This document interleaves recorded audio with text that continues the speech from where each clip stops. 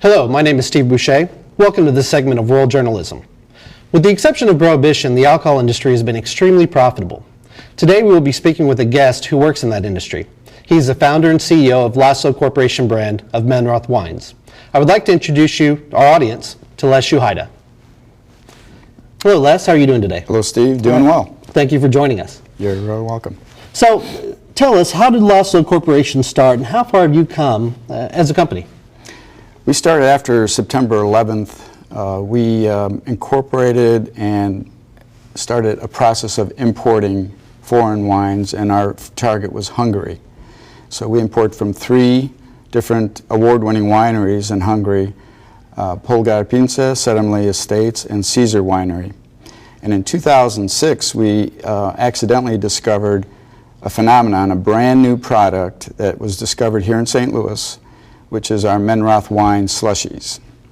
And we've successfully placed those at Busch Stadium in 2 locations, the Dugout Concession Stand, the Redbird Club, and we also have it at Verizon Wireless Amphitheater in the VIP section, and a list of restaurants and also wineries around St. Louis metropolitan area, and including Illinois. We have Villa Marie Winery, we have Cedar Lake Cellars in Wright City. We just signed up Twin Oaks Winery in Farmington, and Cottleville Wine Cellar, and a list of restaurants as well. So it's exciting, a new product, and the public is really supporting it.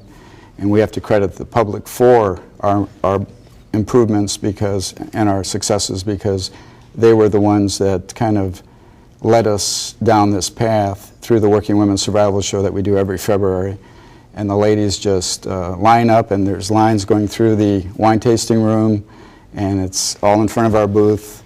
It's really nice to see, and their feedback is outstanding. And we followed that process, listened to the audience and the fans out there, what they wanted at the ballpark and so on, and we provided that. And I want to kind of plug small business, because small business is on the cutting edge.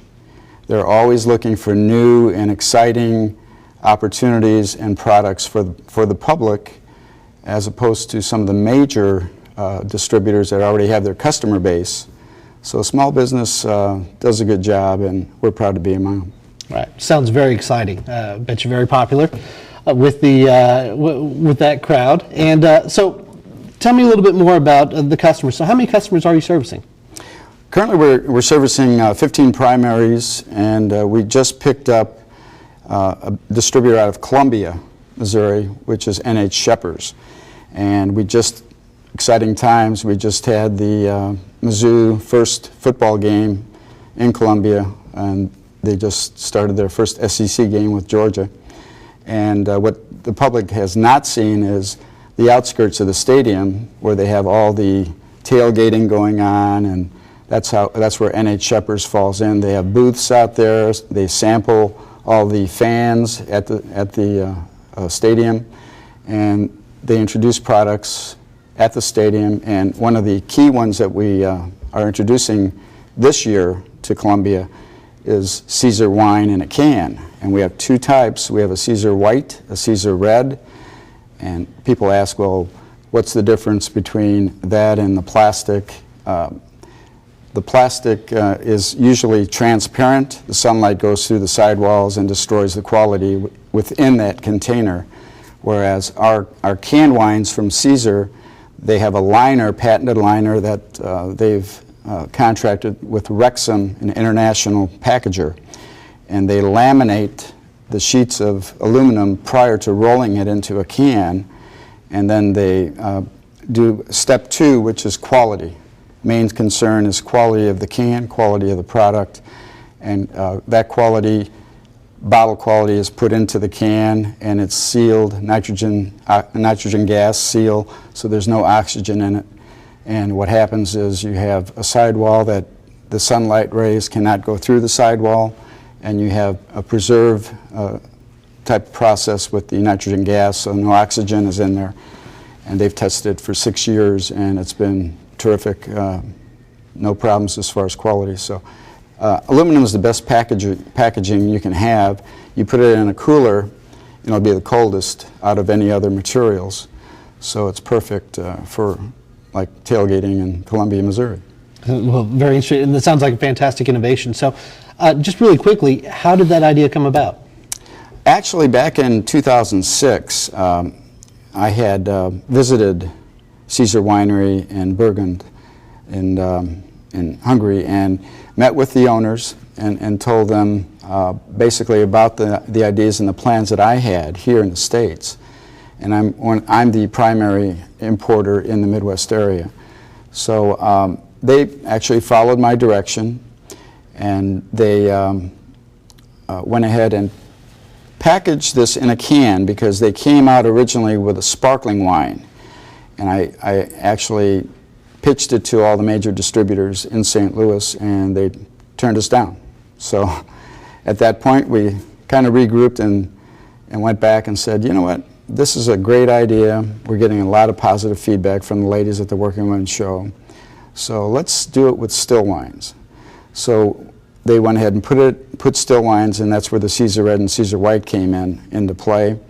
And I'll be darned, this year, 2012, this was done 6 years ago, and there's already copycats out there with the bigger distributors. So they evidently thought we had a good idea in 2006 and wanted to take their own path. But I'm kind of like Leonardo da Vinci. I do not tell them some of the key things involved in this. So they've kind of missed the boat, if you will, with quality. A lot of the producers that are putting wines into their containers are putting in less than quality, table quality wine, which is not good. And the public is getting more educated in wines every day, and they're demanding quality. And again, small business is stepping forward and doing it. Wow, really sounds like a formula for success. And I'd like to talk a little bit more about what you attribute your success to, but we're going to take a break real quick. So let's go ahead and break and come back and talk a little bit more about it. Very good. All right. Well, thank you, everyone. We'll go ahead and take a quick break, and we'll be right back.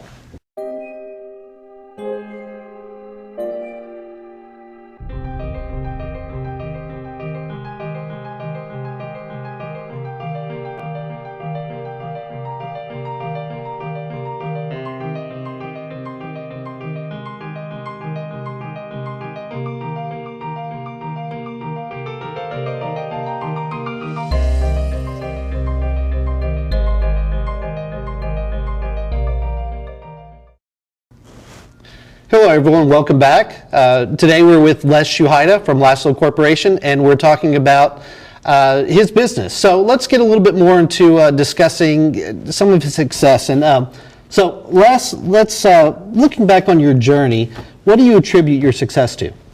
Our success really falls into play with the public. And we could not have advanced from 2001 to 2012 without the public support. And we really, really appreciate the public because they're the ones that are looking for new and exciting products, and we're listening to them and we're providing that.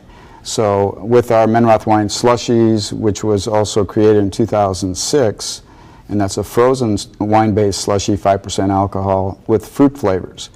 And when you have an opportunity like that to present to the public, for example, in July, triple-digit temperatures, when all alcohol sales were on a downward trend, our Menroth wine slushies were setting records. One of our top retailers sold over $10,000 of retail product during the week of July 4th. And we also set an individual daily record of selling wholesale our product, Menroth wine slushie, $4,000 in one day. So when you have records like that in triple digits, that tells you have crossovers. You've got crossovers from beer drinkers and a mixed drink hard liquor over to a frozen drink. That is a positive for the retailer too, because they can sell more of our product at 5% alcohol than they can a higher mixed drink product that is anywhere from 16 to 18% alcohol. So it's a win-win situation for retailers and for our company. Great. Well, I definitely know what I'm looking for next time the digits hit triple digits. So are there any upcoming events that the public can participate in? Yes, we are at Cedar Lake Cellars in Wright City on September 22nd from 1 o'clock to 4 o'clock. And we will have wine tastings there of all our bottle cans and our Menroth wine slushy product for them to enjoy. And we're going to have even tasting cards that we're going to pass out for all the young adults, so they can actually, and we're going to cover those today also, but they'll actually be able to use that as a guide anytime they go to a winery and they want to sample a wine, so they'll know all the points of the tongue, which tells them a little bit about the wine, and then the final evaluation will be done when, if you have nothing that stands out, then it's a nice balanced wine, and then they'll know that they have a good wine that they're trying out. So we're going to cover those. Okay. Right? Well, in speaking of that, so I tend to be one of those people that has an unsophisticated palate, and it's hard to distinguish. So some of the things that I'm looking for, can you tell us, because I understand that you have a guide for young adults, Right. 21 and over, who may wish to join the tasting crowds this fall. So tell us a little bit more, if you can dive a little bit deeper into Sure. it. What it is the palate, the tongue, there are 4 distinctive points on the tongue that tells you a little bit about the wine that you're tasting. The tip of the tongue tells you the sweetness. On either side of the tongue, you have your salts and spices. Those are the sensory points for salts and spices. The side of the tongue will give you the sour flavors, and the middle back of the tongue gives you the bitters. So when you first do your wine tasting, you're going to swirl the glass, and the reason you're doing that is oxygenate the wine. So you're going to get a nice mix in there of oxygen, and then you do the nose, which is you smell the wine. Aroma is 90% of tasting. Even when you have the wine settled on your tongue, the aromas are still, you can still breathe the aromas in while you're tasting it. So when you swirl it, you check your film on the glass, and there should be a nice film that kind of recedes back into the wine, and that tells you the body is very nice. And then you also look at the line. When you tilt the glass, the wine will have a line that you're following. If that line is nice and even, it tells you it's a quality wine. If it's blurred, then you're going to have a little issue with it. It's just a visual spot check. But then when you taste the wine, you'll take a sip, you'll swish it in your mouth a little bit, and then let it relax and settle on your tongue. Then you're checking each point through memory. You're checking each point, the tips of your tongue, the sides, off center on the side of the tongue, and the side of the tongue where the sours are and the bitters. So if you check all the sensory points and it's balanced, nothing stands out, you've got a good wine that you're tasting. Because if it does stand out, if you have a bitter taste in the back of your tongue, then you're going to have something's off, and that's a key. So if a young adult sees that, then they can turn to their friends and say, hey, this is not that good. Here's why. So they can explain. Thank you. I'd like to thank Les and our audience for stopping by today. That's all the time we have for our segment of World Journalism. We will see you again next time.